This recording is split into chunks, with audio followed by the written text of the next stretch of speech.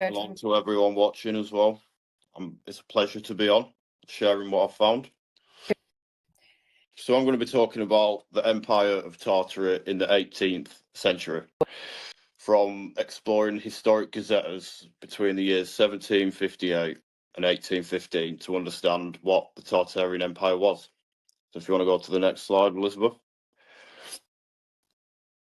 These are the sources I've used. I've got all these books as a hard original print in my collection. So if you want to move on again, Elizabeth. This is a map out of the 1758 copy of Modern Gazetta. You can see the large landmass in the centre split into three separate regions, Eastern, Western and Tartary by itself. You can also see a few other locations on this map that don't exist today, like Barbary, and I'm sure there's a few others you've seen. But if you want to move across to the next slide, Elizabeth, this is what the definition of Tartary is in these books. So we've got Tartary, a vast country of Asia extending across immense regions from the northern parts of Korea, China, Tibet, all the way through India, Persia, and European Russia. So compared to the modern day definition of Tartary, we are told it's just a blanket term for areas that we don't know enough about. But as this presentation continues and we get through it, you're going to soon learn that that is not true. So this enormous region, including the territories of the ancient Scythians, which is mentioned numerous times in the book, that the name Tartary replaced Scythians, essentially, and it was once known as Great Tartary, reflecting the size and the influence of the region, encompassing not only a geographical domain, but a cultural and political one, describing various powerful Tartar nations. The lands included in Tartary during the 18th century include Chinese Tartary, independent Tartary, Uzbek Tartary, Siberia, and the dominions of the Mongols and Kalmucks. But within these divisions themselves were numerous separate Tartar tribes, such as the Circassians, Crimeans, Kistiks, Ossetis, Samoides, Turkomans, and many other tribes that we'll get into a bit later on. This is a map from, I believe, the 1795 copy of R. Brooks' Modern Gazetteer, and you can see, same as previously, we've got East and West Tartary, but on this one you can see we've also got mentions of Kalmucks and Uzbeks, which are dominions of Tartary itself. But we're going to get into explaining each one of these divisions as we progress through the presentation. So Uzbek Tartary, which is Uzbekistan today, corresponds to the territory of Balkara, that was the capital city of Uzbek Tartary. Once the heart of the vast Tartar Empire under Tamerlane, which is a descendant from Genghis-Khan, extending between India, Persia, Tibet, and the Caspian Sea. So when we saw their maps previously, and the labels Aryan Tartary, that isn't just Tartary. As you can see what's written here in this quote, we've got India, Persia, and Tibet, which is also included as part of Uzbek Tartary. Known for its wealth and influence, Uzbek Tartary was home to powerful dynasties who ruled over surrounding kingdoms such as Persia, India, and Turkey. Persia, India, and Turkey once paid tribute to Uzbek Tartary, just showing you how strong an empire this was, because Persia, India, and Turkey aren't small countries, and they're not now, and they weren't in the 18th century. And the capital city of Balkara was so rich that the conquests of Kublai Khan yielded immense treasure. See, there's numerous references in all of these books mentioning Kublai Khan raiding the certain cities and towns related to Tartary, and every time we see written that Kublai Khan has found immense treasures, proof that the region is prosperous and key role in Eurasian trade around Asia. Often described as having broad, flat faces with little to no beard. Sorry, that's a misprint by me. That should say often seen with beard. Olive or darker complexions, typically wearing rich fabrics, and in times of war, were known to armour themselves with iron-linked coats. If you want to move on, Elizabeth, we have some photos. Uzbek Tatars there. So you can see the clothing, very nice. I'm not entirely sure what sort of fabric that is. Could be silk, could be something that you'd expect you class as luxury. It looks very nice, very well made. See the head wraps and the olive skin. Just beautiful clothing, really. Very, yeah. If you want to move on. Right, the Kalmucks. The Kalmucks were a nation of Tatars living between the Volga and Yak rivers, or the Ural rivers today, near the Caspian Sea. Entirely nomadic, they lived in tents and moved with their herds of horses, camels, sheep, never building permanent homes. So moving with the seasons, if you will, never staying anywhere in one place for too long. So there no crops, no bread, and solely relied on milk, butter, cheese, and hunting game. So what they can make themselves, really, and they've got the animals, the herds of camels, sheep, and obviously other livestock, which they're getting turning this product from. Mare's milk was especially prized. The society was divided into countless clans, all under a great Khan, all of these claiming descent from Tamerlane, which, as previously mentioned, is a descendant of the great Genghis Khan, which has often been mentioned as the original ruler of Tartary, but I can't confirm or deny anything relating to that, just that Genghis was involved in Tartary, so we're led to believe. Renowned horsemen, they wore iron-linked mail armour like the Uzbeks, making them resistant to most weapons, though once reliant on bows and scimitars, and a well-trained Kalmuk could let off, I believe it's 12 shots of a bow and arrow in 1 minute, in under 1 minute. But they began adopting firearms, becoming a feared force. Again, like the Uzbeks, flat faces, olive skin, distinctive fur and silk attire. Kalmuks embodied the fierce spirit of Tartary. Often described with red hair as well, which we'll see in a few pictures later on. Their allegiance was complex, however.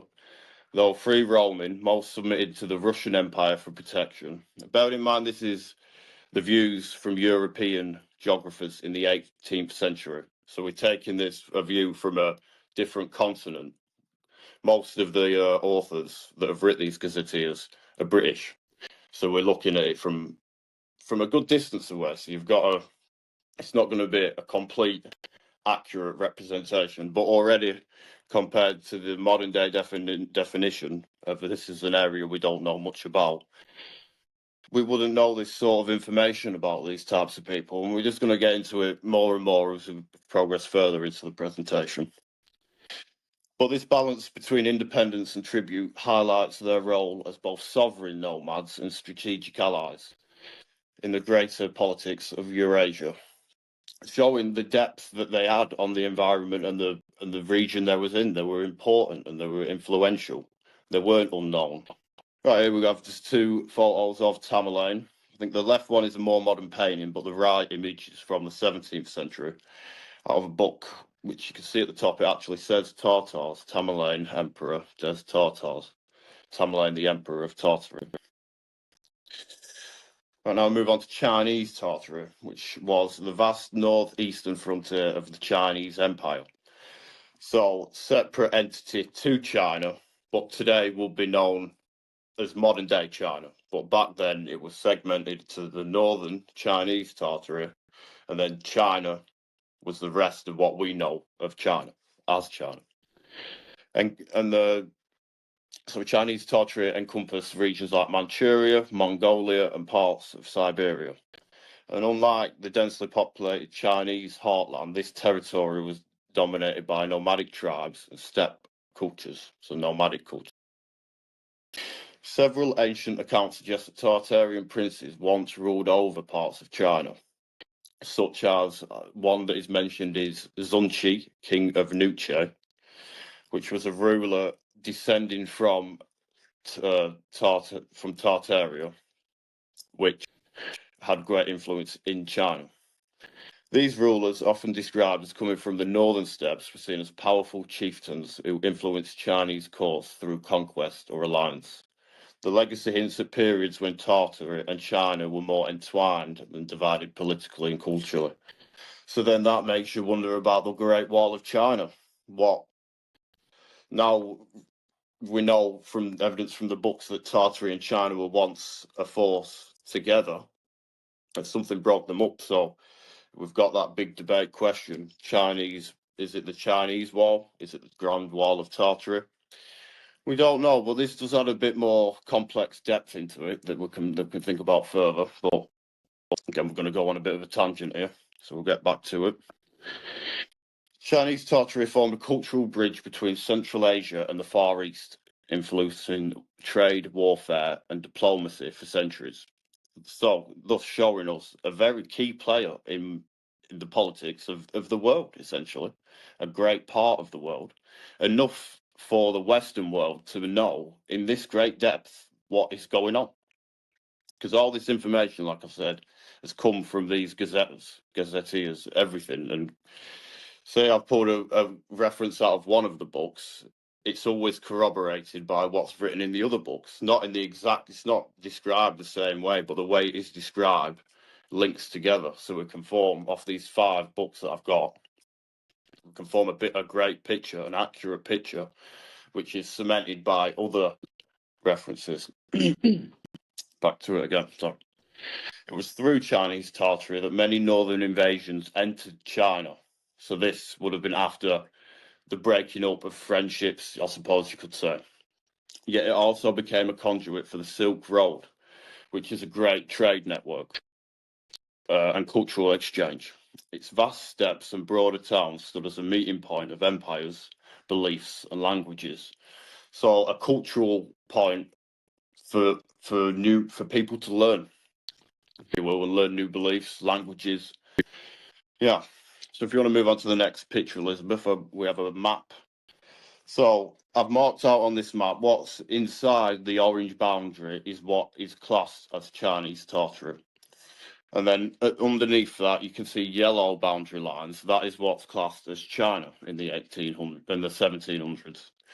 So you can get a good glimpse of the size there. It's about, I'd say it's probably a bit bigger than half the size of China. So it's a large landmass for something today that isn't explained as, it's just explained as a term for nothing, essentially. But if you want to move on again, please, Elizabeth.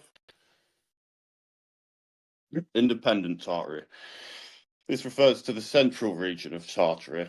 Independent Tartary has other regions of Tartary within it. So independent Tartary, I suppose, is a term, a blanket term, I suppose you could call it, for other areas of Tartary. But independent Tartary is the name for the broader landmass.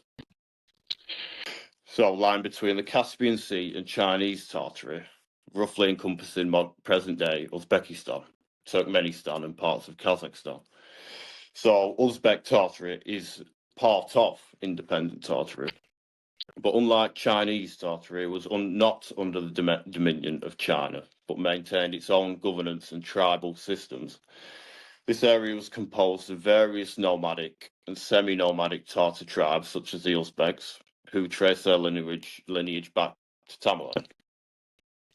Independent Tartary was known for its vast steppes, arid deserts, caravan routes. The arid deserts will be the Gobi Desert and other such in the area, and caravan routes that link the east and west. Despite its rugged geography, it was a vital part of the Silk Road and a key player in Eurasian politics. Its cities, such as Samarkand and Bukhara, were centres of trade, culture, and Islamic scholarships. And these cities still stand today with some of the most beautiful mosques, just buildings in general that are attributed to that part of time. Nothing to do with Tartary in the history that we are told in the modern day. But these books are linking together these centres of trade, culture, and religion, and making such a strong emphasis on the point and mentioning that the buildings and the beautiful mosques, these are all mentioned in they're attributed to Tartary. I mean, it's all there. Well, politically fragmented in the 18th century, independent Tartary still remained influential through its strong tribal confederations and strategic control of trade routes, showing that though the area was broken up, like mentioned, into different smaller Tartary groups, they still held a great amount of strength and skill and just knowledge of the area to give them the ability to control trade routes. And as like I mentioned before, this is from the perspective of the Westerner. So we can get rid of that rubbish that Westerners didn't know enough about Tartary. That's why they called it Tartary. They just labelled it all the same thing.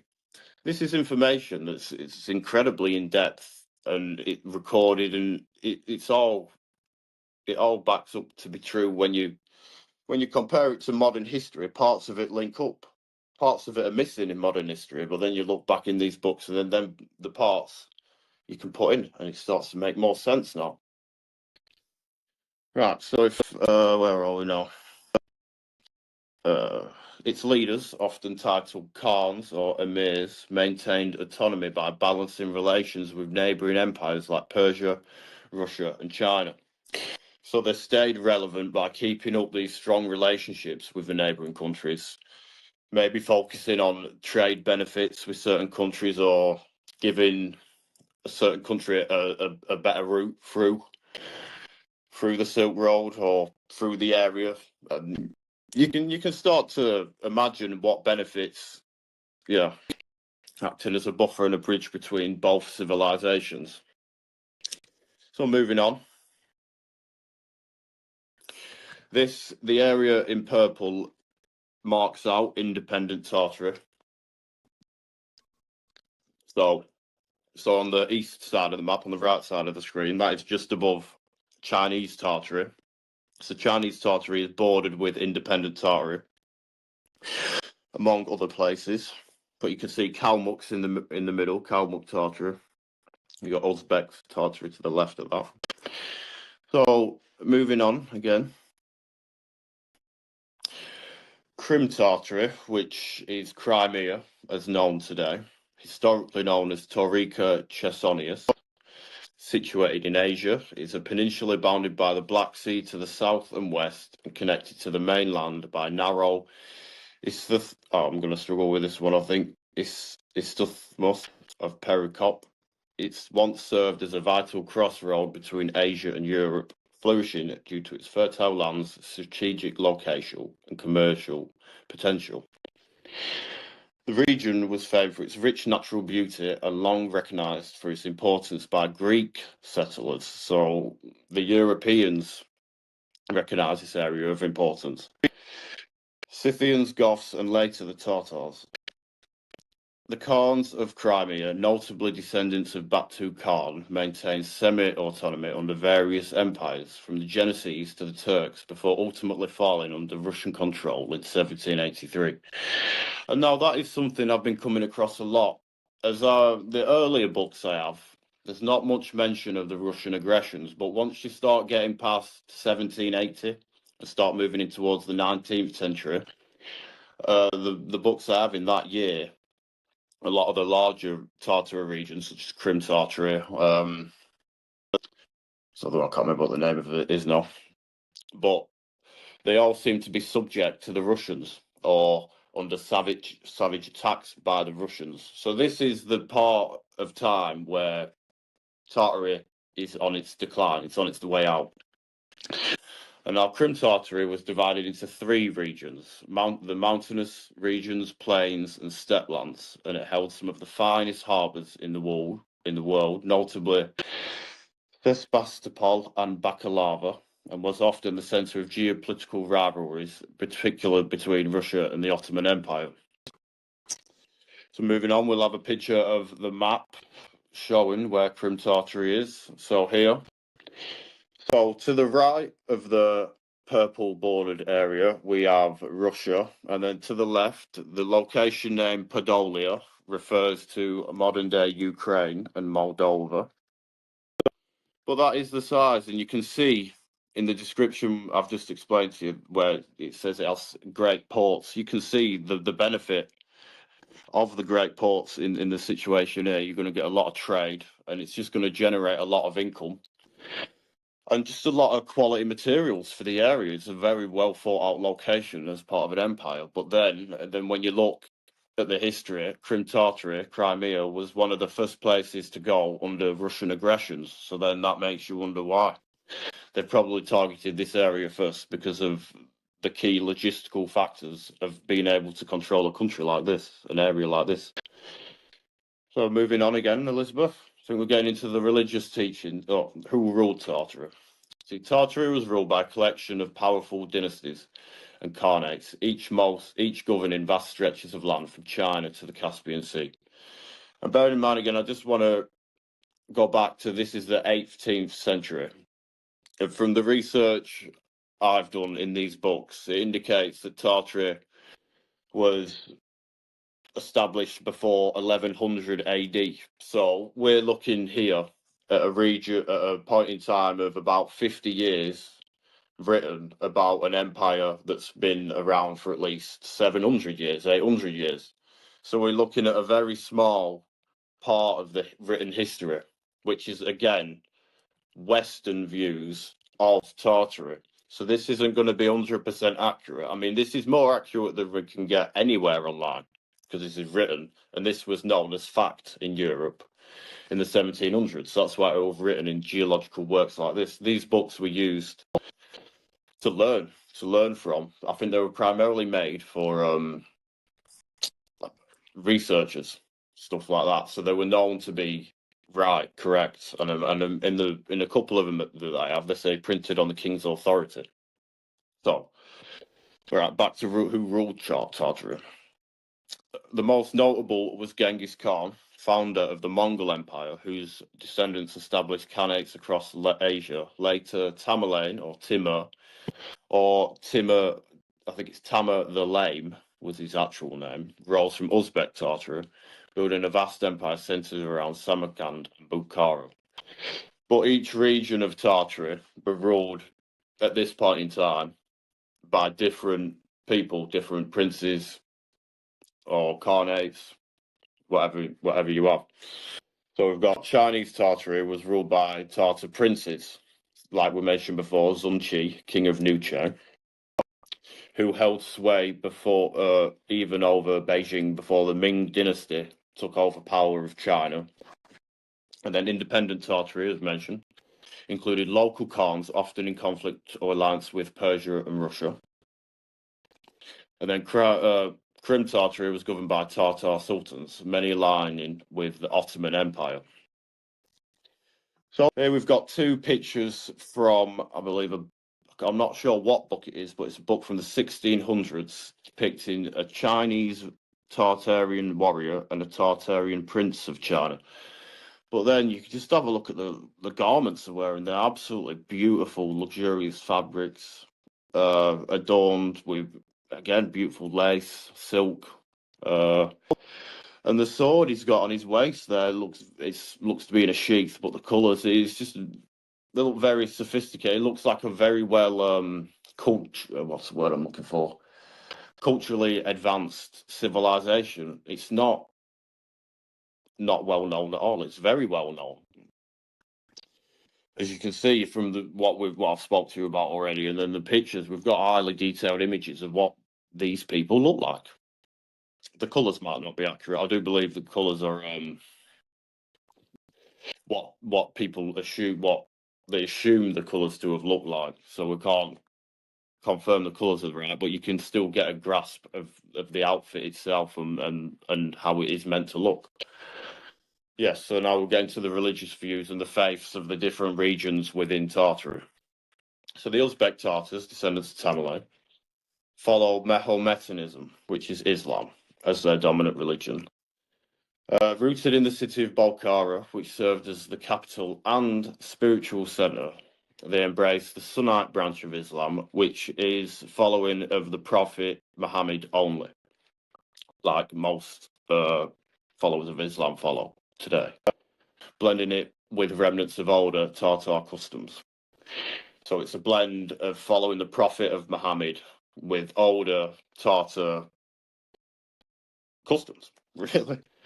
Despite their fierce reputation in warfare, the Uzbeks held scholars and holy men in very high regard, knowing that religion or maybe not even religion, but spirituality and understanding who we are. They hold that in great importance because it is important. They hold that more important than war, because peace and spirituality and understanding who we are, where we come from, is more important than anything else. It was famed for its mosques, madrasas, religious schools as well. Again, highlighting that this area was a focal point for religion, peace, and culture. And it still stands today. I mean, if you look at the city of Bokhara, there's some absolutely beautiful structures that still remain there today. Traces of earlier step spirituality remain for the sky, ancestors, and omens, showing a fusion of faith and heritage, which is very interesting that in these books they are mentioned for worship in the sky. So, which is a very interesting thing, really. It's very interesting that, again, I just want to highlight that we are told we knew nothing about Tartary, which is why it was a blanket term. But how would we know? How would they know, the authors, the researchers in the 1700s, know that the Uzbeks specifically still worship the sky, but they mix that worship with Islam? How would you possibly know that if you didn't know? You know what I mean? It doesn't make any sense to me anyway. Though Islam was the official religion, the Uzbeks were known for the tolerance of religious minorities within the borders, particularly among trade hubs along the Silk Road. So we've got Jewish people, Christian people, and even Buddhist enclaves were permitted to practice quietly, as long as they paid tribute and respected Tartar rule. Which is nice. You've got diverse community of different faiths, all together as one unity, obviously as long as they pay tribute, respected Tartar rule, but we don't know what that may be. That may just be, don't try and convert anyone to your beliefs. You can happily come here and learn. But anyway, going on a tangent again, if we want to move on, Elizabeth, I think we have some pictures of, again. Here we go, some more pictures of the Uzbek Tartars. So on the left, we can see again, and what you'll notice in all these pictures is always quite wide fabrics, big fabrics, very, like, I wouldn't say ornate, but they're very stylish, I suppose you could say. It looks like there's a lot of thought being put into the creation of these garments, a lot of style. And then you can't forget the skill involved in making clothes like this, because you can guarantee they're not lasting a couple of weeks. They're probably going to last a very long time. So it just shows you that they are involved greatly in trade, which not many people really think about. And again, on the right, we've got that beautiful cuirass, I suppose you could call it. That looks like a soldier, if you will. Looks like arrows on his back and a staff in his hand. But moving on, the religious practices of the Kalmucks. So the Kalmucks, the western branch of Tartarians, were unique among the rest of them. Devout followers of ancient Lamaic Buddhism. Lamaic Buddhism is, I believe, a collection of different teachings from Buddhism compiled together. Could be wrong, but that is what my understanding of Lamaic Buddhism is. They upheld the doctrines of the Grand Lama of Tibet and trained a priesthood of the Gulag monks, many of whom journeyed great distance to Lhasa, which is labelled as a city of Tartary in these books, to pray and seek knowledge. Unlike the Islamic Uzbeks or eclectic faiths of other Tartars, the Kalmucks practice rituals passed down from the heart of ancient Asia, including incense offerings, prostration rites, which is styles of worship, different types of worship, and monastic learning in monasteries, learning about monasteries, that sort of thing. Their yurts, which are circular homes, which are collapsible. Again, as we previously discussed, the Kalmucks didn't stay permanently in one place. They were moving with the seasons through the lands with their livestock, living in these yurts. And in these yurts housed small shrines that took the rituals very seriously, and whole caravans would halt for days during spiritual observations.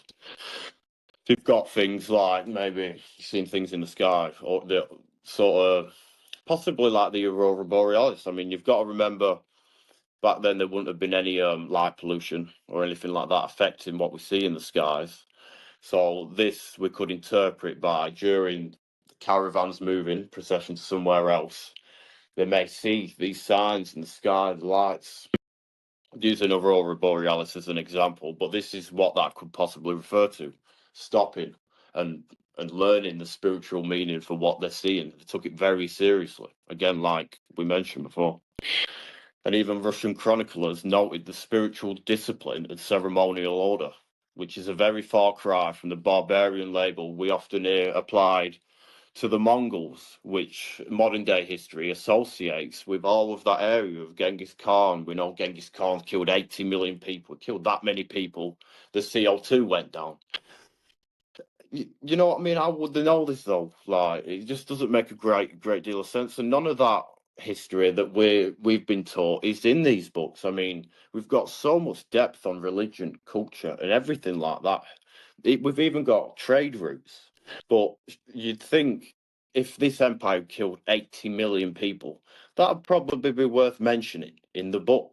But I mean, I didn't mention before, but then out of the 5 books I've got, I've been through all of them page to page, and I've got over 250 references regarding Tartary, all different regions, information regarding different things, which is how I've made this presentation. But their beliefs were not just a religion. They were a living memory of a culture a lot older than most empires. Like I said, we've got evidence in these books that Tartary goes back to at least 1100 AD. And I'll get the quote. I should have added it to my presentation. But that is referring to a war that Tartary fought in 1100 AD. So it was already established. And that's so, and I'm looking at about 1750. That's 650 years that we don't know about, and the potential, like I said, even more, because there was a war at 1100 AD. So moving on, Elizabeth. And here we go. See, if you look at this image on the left of this Kalmuk woman, you can see when we mentioned before that they praise the sky, and I mean, this is just my own theory, but if you look at the hat she's wearing, it could be the moon. Could that be some sort of moon symbolism in the clothing she's wearing? I mean, I could be wrong, but that's just a perspective that I've looked at and that I've saw. But again, like all the others, glorious fabrics, luxurious fabrics, quilted in the case of the lady with the yellow overshirt on. And then on the right, we've got black, red cloak, looks like beautifully blue stitch, could be silk, could be silk, cotton, but anything you can imagine that it's going to be of quality fabric. Just looking at the appearance. But moving on, Elizabeth, thank you. Now, the religious beliefs in Chinese Tartary. The religion in Chinese Tartary reflected a fusion of imperial control and ancient spiritualism. But when the ruling Qing dynasty imposed state Confucianism, and now state Confucianism is a set of ideologies or philosophy created by Confucius in regards to the governance of a country. Now, I'm not going to go into what that means. You can look into that yourself, but back to it now. So, many regions retained older Buddhist and shamanic traditions, especially in the mountains and borderlands. The Lamech sect of Buddhism, like we mentioned before, linked to Tibet, was widespread, and its temples supported by imperial decree, especially among the Mongols and Kalmuks. See, and that's another thing I want to point out when people say, oh, the Tartars and the Mongols are the same. They're not the same, because in this book, in all of the books, and I mean, even when you look back in history, not what you get told modern day, Mongols and Tartars are mentioned unambiguously together as separate entities. They're not the same. But back to, we've got the Kalmuk, especially among the Mongol and Kalmuk populations within Tartary's domain. Shamans and sky worship still lingered slightly, not as much as the Kalmuks, as it is, not as much with the Kalmuks as Chinese Tartary, but the sky worship still, it was around, still being taught, maintaining rites that predated China's classical age. This spiritual landscape showed a delicate balance between obedience to the emperor and respect to the rulers of the land, new rulers, and loyalty to where they came from. the ancestral traditions of who they are, which is very important. They did not want to forget where they've come from. But then you look today, a lot of people don't know where they come from. You can only trace it back to maybe late 1800s if you look at it. I've personally been on Ancestry.com, thought I'll have a go at this. I couldn't find anything. I put in all the FEM1 members I knew, and then I clicked carry on, and nothing. So I don't even know past 1900s who was in my family. But it's very important to know where you come from. Which, again, is a Tartarian trait that's never discussed.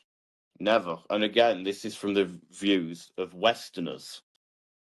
Obviously, the Westerners obviously have different views. Things were different in the 1700s. We've got the reset at 1776. But these books, we've got some of these books that predate that. So we've got before the reset, before things were getting changed. So we can be pretty sure that this is good information. We can rely on this because, for example, if it is 1776, the reset date, then a book from 1758, we're away from that marker. So moving on, Elizabeth. We've got two Chinese people here, Chinese Tartarian people. Lady on the left, again, as mentioned in every single one of these photos, these are just beautifully crafted outfits. Especially the gentleman on the right, got looks like some gold embroidering on the front of his outfit there.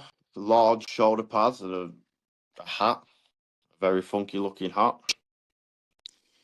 But again, it just looks, what's the word? It looks like royalty. That's the word I'm looking for. It looks like royalty. But moving on.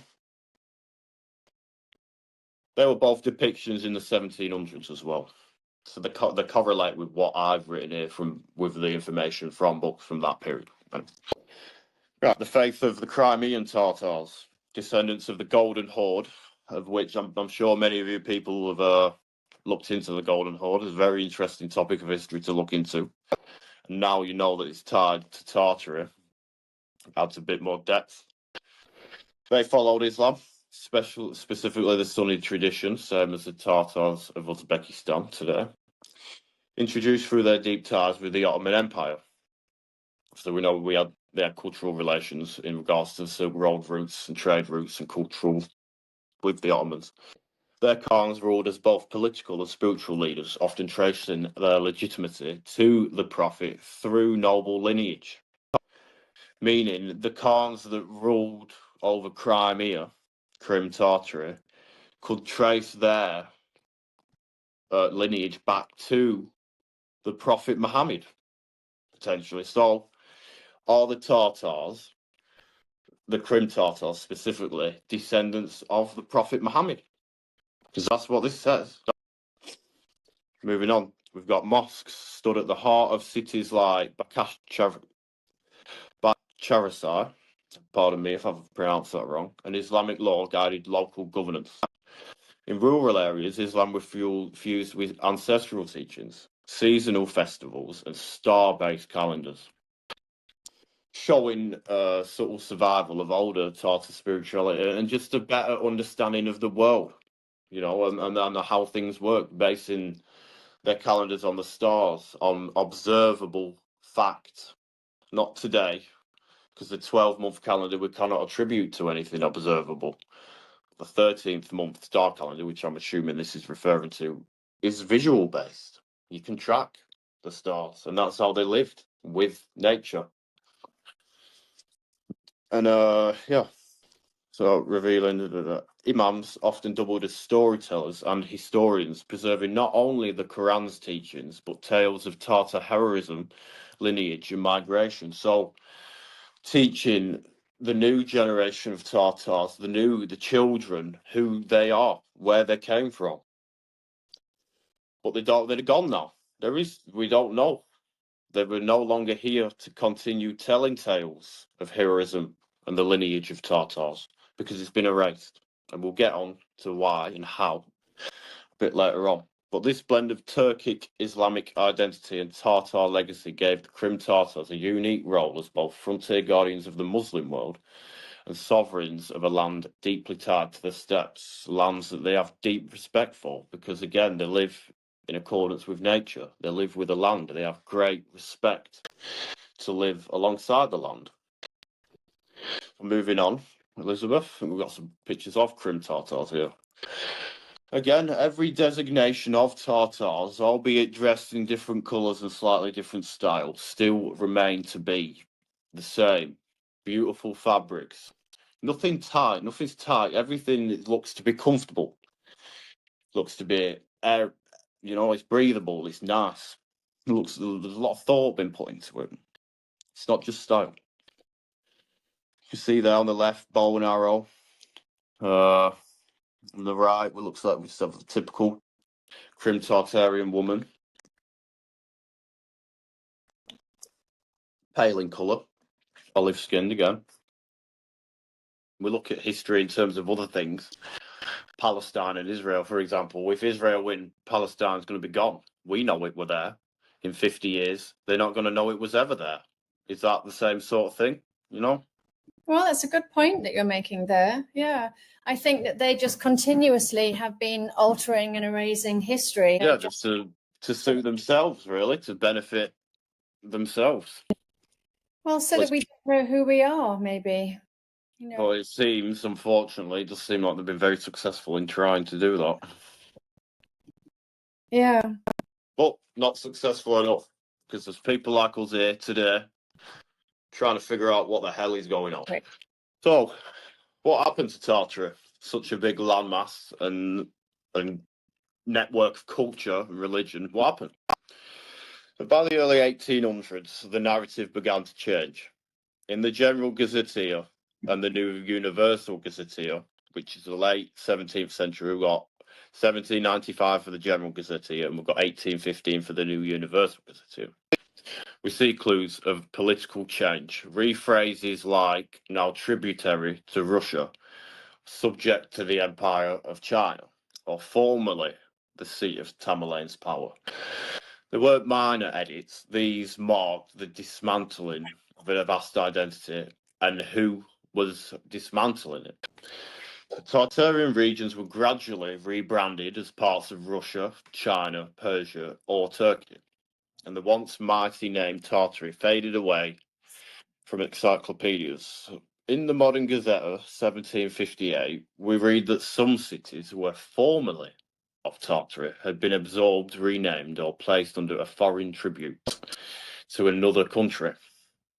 Russia seems to be the most prominent name in this, and the document we're going to get into the next slide. We'll go into that a bit further. But by the 19th century, civilization, once considered the largest on Earth and appeared to be the largest civilization on Earth, has quietly been erased. Its rulers forgotten, its architecture repurposed, and its name replaced. So moving on, this next photo is from the April 15th edition, 1965 of the Freemasons magazine. And if you read the section in green, it says, pardon me, under whatever name known, the objects of the society have been the same. Politically, the overthrow of the Tartars, and generally the formation of mutually protective associations. So, that from the Freemasons magazine says one of their goals was to politically overthrow the Tartars and create a protective association to stop the Tartars ever coming back up. That's my perspective, but I believe that is just what it says. So, I mean, if you've got any ideas to how that could be perceived in a different way, it would be nice to see your opinions in the comments. But moving on to the next image, Elizabeth. So, a final overview of Tartary in the 1700s. It stood as one of the most expansive and powerful empires ever recorded in Western geographical works. Just remember that in the 18th century, it was recorded as the biggest an expansive empire in the world. It was described as that, but it's not now. And it will probably still be, if Tartary was here today, it would still be bigger than everything else. So, you see?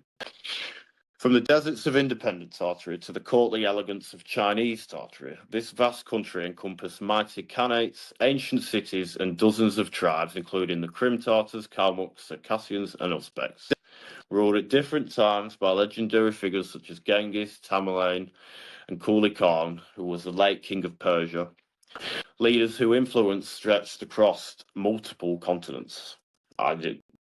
Like we know from this information, has come from English authors, European authors, so it's stretched across the continent, and this information has been very in-depth, very specific, and very defined. So the information that's travelled across continents has been key, deep information from people who have been. To explain what I've just explained to you that's written from these books, you've had to been to Tartary to be able to explain some of the things like worshipping the sky. You'd have to know these people. You'd have to go and spend time with these people and understand the culture and the religion to be able to talk about it in this way. So it was well known in the 18th century. It weren't just a term for nothing. But as this wasn't just a country, it was a federation of peoples, cultures, and languages linked by trade, conquest, and tradition. And the European gazetteers, Crutwell, Brooks, Forbes, and Salmon consistently identified Tartary not as a myth, but as a documented country. Its fading from modern maps was not due to it not existing, but due to political absorption, renaming, and the rewriting of history to favour the people who were in charge. So they're not going to leave the history to be as it is, as what happened, because if the elites are the result of all this being erased, they don't want people knowing that they've destroyed all this. They don't want people knowing that. So they'll get rid of it. It didn't happen. We'll write it off with something else. It was Genghis Khan, he killed 80 million people. It was Kublai Khan, he killed 40 million people. We'll put the blame on them. No one will look into it further. But we're looking into it further. And it doesn't make a lot of sense. But, yeah, Tartary was real. It was vast. And in the 1700s, it was very well documented. So next slide, please, Elizabeth. This is the modern definition of Tartary. So Tartary was a blanket term used in Western European literature and cartography of a vast part of Asia, bounded by the Caspian Sea, the Ural Mountains, and the Pacific Oceans, and the northern borders of China, India, and Persia, at a time when this region was largely unknown to European geographers. So we do have some truth in here. It is bounded by Asia, a vast part of Asia bounded by the Caspian Sea, Ural Mountains, and Pacific Ocean. That is true. But it wasn't a term for an unknown area. We know that from what we've just listened to in this presentation, all this information regarding the culture, the religion, the practices, even relations with other countries. If this was an unknown region of Asia, how would they know what relationships they have with other countries? How would they know? Like I've said it a few times now, but how would they know what religion, who they're following? And I mean, the Kalmuks, with that being a combination of Lamanic Buddhism and ancestral traditions, how on earth would you know that if it was an unknown area by European geographers? You wouldn't know that. So moving on again, please, Elizabeth. So what can you do to find out and have a look at the past? You don't need anyone's permission to start questioning things. It's a bit of curiosity and some patience. So like me, when I first heard about Tartary and Tartaria, I think I've seen a few videos. I've always questioned history and stuff. I've never really understood things. Well, understood how we've been told things have happened. So I thought, Tartary, yeah, a bit pretty interesting concept if it's true. But I thought to myself, what can I do to try and find some hardcore proof that it were real? That was just my goal at first. I just wanted to prove that Tartary was a place and it weren't nothing. I just wanted to know. So I bought these old gazetteers. I've got some of them are quite expensive, but some of them, if you go on eBay, you can get lucky, get them nice, quite cheap on eBay auctions. And they are full of Tartary information. Like I said, I've not been through every single book I've got. I've been through 5 of them, sorry, and I've got over 250 references. So I'm trying to get earlier and earlier and earlier, because the books that I've got, as you look at it chronologically later and later and later, there's less information. The further on you go, the less information is there. So one would think the earlier you go, the more information is going to be there. And that's certainly the case with the books I have. But once you start getting into like the 17th century and the 1600s books, these books are just so expensive. Is that because they're rare, they hold key knowledge? Potentially. But is that because me and you aren't going to be able to spend £5,000 on a book? You know what I mean? We can't afford to do that. I'd love to, but it's just not a feasible idea. But what you can do is collect old gazetteers, like I said, atlases, geography books, but from the 18th century and earlier. You're not going to find anything later than 1850. You're not really going to have much luck or find anything very interesting or important, really. So you want to try, and like I said, the earlier you go, the better. But yeah, look for maps that show regions modern history no longer acknowledges, like Barbary, like we saw in the earlier maps that I showed. Barbary in these books is labelled as a country as well. But the modern definition of Barbary is not, it was never a country. It's just a collection of islands. It's a term for a collection of islands on the Caribbean. It never was a country. But in the 18th century, it was a country. So these things change to confuse us. We don't know what this is called. We don't know what that's called. You don't know who you are, where you come from. You know what I mean? We still don't know where we come from. It's to confuse us all. But compare the entries, trace rivers and cities that no longer exist by name, and ask why. See if you can find out why. Why is this city gone? Where's this river gone? There used to be this gazetteer says there's a river that used to run through it, but now that's gone. You can look into this and find out. Ask questions. Just ask questions, yeah? We'll search bookshops, digital archives, auctions, and charity shops, thrift shops. You can't forget charity shops. You find great books in there, great finds. But again, it boils down to you need patience. I mean, I can't deny I've gotten lucky. I've looked online, I've found these books. But what I'll do is I'll go on eBay, I'll find a gazetteer. I think it might have some relevant information. So I'll search the name of that gazetteer on Google, and it might be in an archive. And then I go in that archive and you can search for the word Tartary. You'll never get every result up, but if you get a couple, it's a good indication that even if you get one, it's worth buying. So then you're not going to be wasting money on books that you don't know if it's going to have any information, and you can check. Can't do that for all of them, but it's a good way to do. Like I said, I've done that with all mine, and all mine have got Tartary references in. You don't want to be wasting money. But yeah, the knowledge is there. It's just forgotten or ignored. Because once you read from the real sources and you're adding them all together, it wasn't a myth. It was systematically broken and erased. As someone once told me, the best place to hide a story is a book. And that will be the end of my presentation.